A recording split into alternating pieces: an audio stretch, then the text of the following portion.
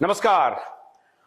Super exclusive India debate Sunday edition में आप सबका स्वागत है। मैं हूं आशुतोष पाठक। दोस्तों, मैं पिछले कई वर्षों से लगातार इस मुद्दे पर बना हुआ हूं कि भारत और भारतीयों को जगना पड़ेगा।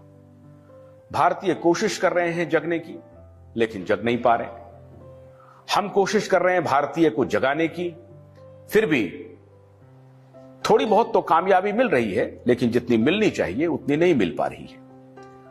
हम आपको लगातार यह बताने की कोशिश करते हैं कि एक सुपर एलीट पूरी दुनिया का एक ग्लोबल पावर है जो दुनिया भर की सरकारों को, न सिर्फ भारत को, दुनिया भर की सरकारों को नियंत्रित करना चाहती है। लेकिन भारत उनके एजेंडे में सबसे प्रमुख राष्ट्र है। क्यों? क्योंकि यह बताने की आवश्यकता नहीं है आपको।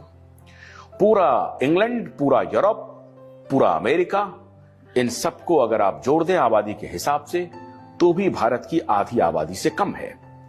दुनिया की सबसे प्राचीन सभ्यता में से एक भारत की सभ्यता उनके लिए आंख की किरकिरी बनी हुई है।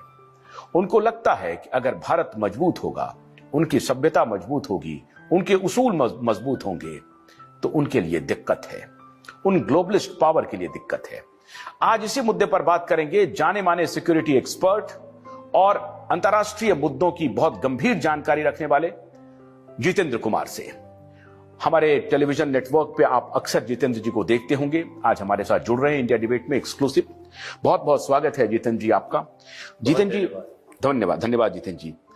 एक मैं आपसे बेहतर कोई इस बात को नहीं बता सकता है। हम लोग तो एज ए जर्नलिस्ट इसको ढूंढते रहते हैं। पॉलिटिशियन कभी कभी अपना पॉलिटिकल नैरेटिव बोलते हैं, देते हैं जनता के बीच में, लेकिन जो इंस्टीट्यूशनल हाईजैक हो रहा है, जब इंस्टीट्यूशनल ब्रेकडाउन है, अगर कोई देश बनता है तो अपने संस्थानों से बनता है। अब उस संस्थानों में मान लीजिए कि जुडिशरी है, मीडिया है, एग्जीक्यूटिव है और जो पॉलिटिकल इंस्टीट्यूशन है वो है। अगर इन सब पर अंदर खाने कोई नियंत्रण कर रहा है और अपने लोगों को इंट्रोड्यूस कर रहा है, उसको हाईजैक कर रहा है, तो क्या हमारा देश खतरे में है? बिल्कुल खतरे में है।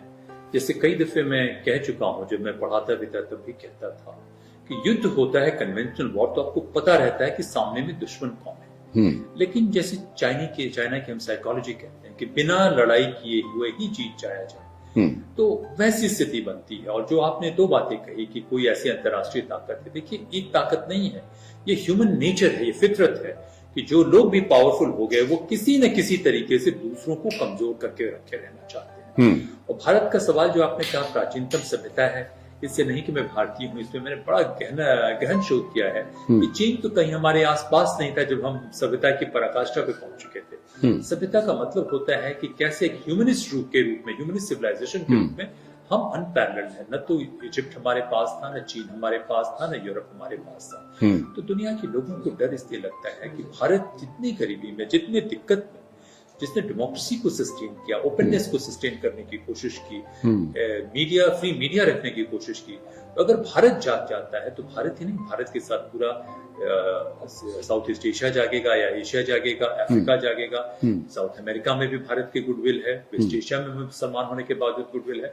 तो भारत के जग जाने से बहुत सारे लोगों को दिक्कत होगी। और जो बात आपने कही कि युद्ध सिर्फ सीमाओं पे नहीं होता है, युद्ध का तरीका आजकल जो मैं गहन अध्ययन करके पता कर रहा हूँ, दुनिया भर के एक्सपर्ट से मेरी बातचीत होती रहती है, सेमिनार पे या कॉन्फ्रेंसेज में या क्लोज रूम मीटिंग्स में जहां मैं लेक्चर देता हूँ, अधिकतर चैथम हाउस रूम के अंदर डिस्कशंस होते हैं। तो ये नोटिस किया जा रहा है कि ये जो ऑर्गेनाइज्ड क्राइम सिंडिकेट्स जो चलाने वाले या डीप स्टेट है, जो होस्टाइल कंट्रीज के, खास करके चीन के, इनका और अमेरिका का भी पहले था, इनका एजेंडा क्या है कि भाई आपके देश की जुडिशरी को ही खरीद लिया जाए, जजेस को ब्राइब किया जाए।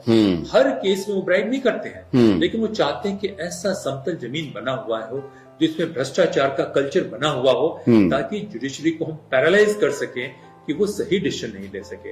अगर जुडिशरी पैरालाइज हो जाती है तो पॉलिटिशियन को कंट्रोल करना भी बहुत आसान हो जाता है।